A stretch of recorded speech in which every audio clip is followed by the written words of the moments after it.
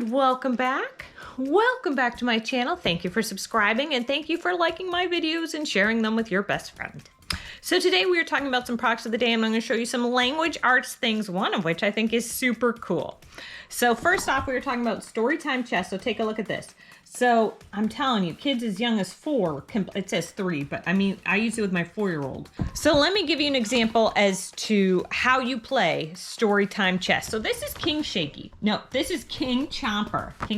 This is King Shaky. So King Chomper, it's told in stories. So you learn all about King Chomper and how his pockets are so full of food that he can only take one slow step at a time. So then you're going to take the king, this is the king, and you'll start learning mini games about how you take one slow step at a time to collect your food. One slow step at a time in any direction to collect your food. And it goes through that, and it does that for all the different characters. The next character up, of course, this would be King Shaky. There he is there. Now, the thing with King Shaky is he's afraid of grass. So he has to take one slow step at a time in any direction to pick up his jewels. And instead of pizza, you would use jewels to pick them up. So that's kind of how it teaches you chess. And so there's a story for every chess piece. So I think it's well worth the money. Next up, I want to show you. So this is Brain Quest. Oops. So this is Brain Quest. So this is ages 6 to 7 and 750 questions and answers to challenge the mind. I wouldn't necessarily say it's for ages 6 to 7, because look, spell the opposite of mother. So for some kids, yeah, that's super easy, but for some, like my kindergartner can do like what 3 numbers come between 18 and 22. So I think it just depends on your kid. Does zebra begin with a letter from the beginning or end of the alphabet? What do you call a round map of the earth? So kind of interesting questions, and then if you slide it over here, you have the answer right behind it. So kind of cool, and I like those questions things, and when they get a bit older, I'm going to use them.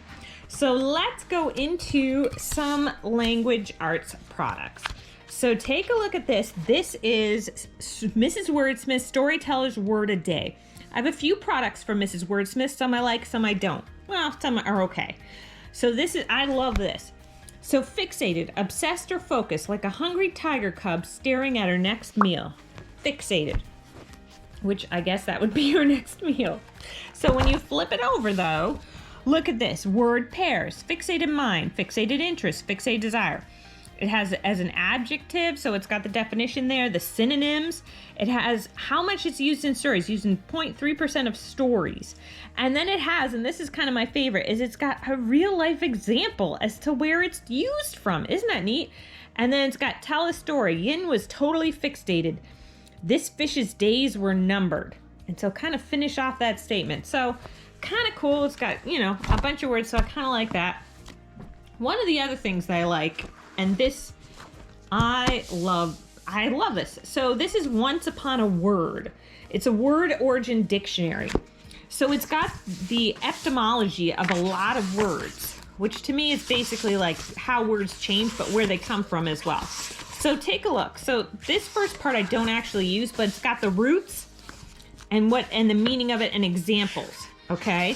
So it also has it, but it has it for like the Greek origin. So it doesn't just have Latin, it's got the Greek origin of words as well. It's got quite a few different origins of words. Now, this is what I like, is if you flip to the next page here, it's got 2 parts in it that I really like.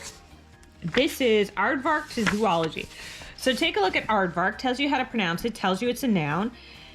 So it gives you the definition, and then it says its name means earth pig from the Afrikaans Dutch aard, meaning earth or dirt, and vark, meaning pig, because this animal burrows into the earth and resembles a pig. So I like that this is definitions that take it a step further than just your regular definition book.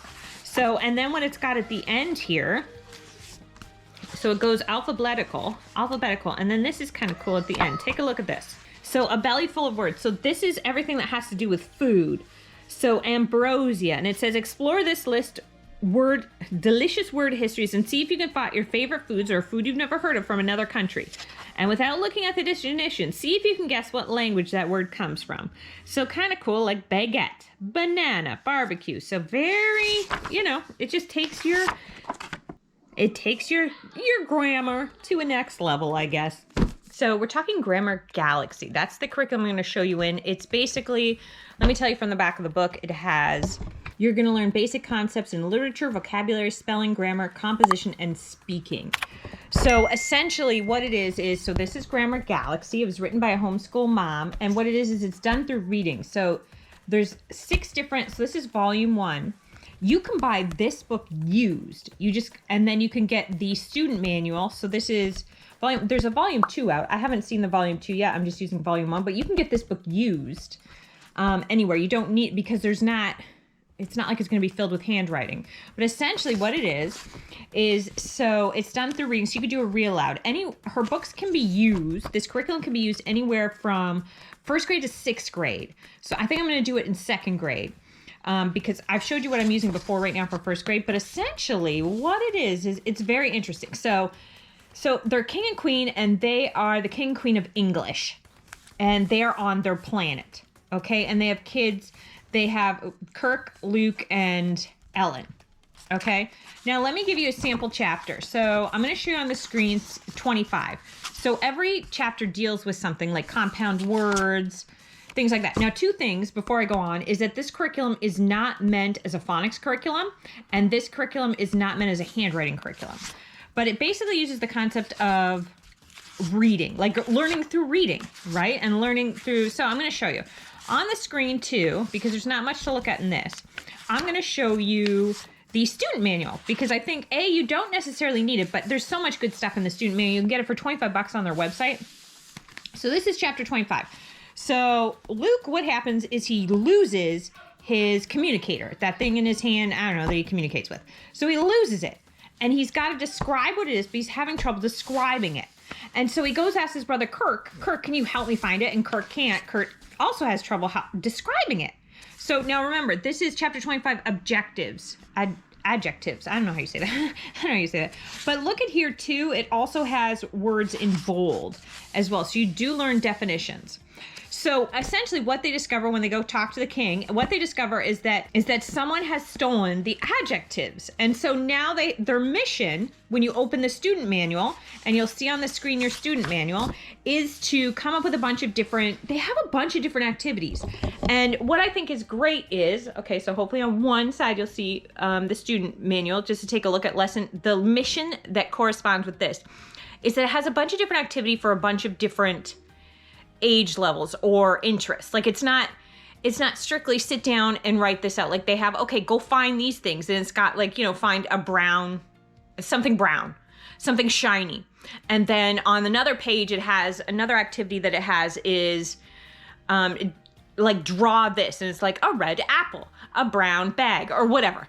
But it has quite a few. So you'll see that on the screen. So I think it's great. Yeah, I think it can be used in conjunction with, a lot of different things, but it's done through reading. So it's relatively interesting when I was reading it, because they're on another planet. So right away, that's kind of cool and kind of interesting. Anyway, so that is Grammar Galaxy, Adventures in Language Arts. And that was volume 1 that I was just mentioning, which I think volume 2, very similar, probably just has, sometimes they just do little updates. You can always call and ask and say, hey, what does volume 2 have? The volume 1 doesn't. And then sometimes it's just grammatical errors that were changed. Sometimes it's just spelling errors. And this is true for any curriculum. And then you can go and decide, okay, well, only pages 13 was different. So instead of paying the full price for the latest edition, I'm going to get the older edition used, right? And this is something too that you only need the one book, and you can read aloud with your whole family no matter what age they're at, because it's not necessarily like age specific. You don't have to be, 5th grade, 4th grade, 3rd grade, whatever. But I would start, like I said, I'm going to start in grade 2. Well, I'm going to say 8 or 9. I'm going to do it because I just think that would be just a great age for it. So there you go, Grammar Galaxy. I think to buy the PDF for the student manual is 25 bucks. I hope you enjoyed this video. I hope you tune back in. All right, bye-bye.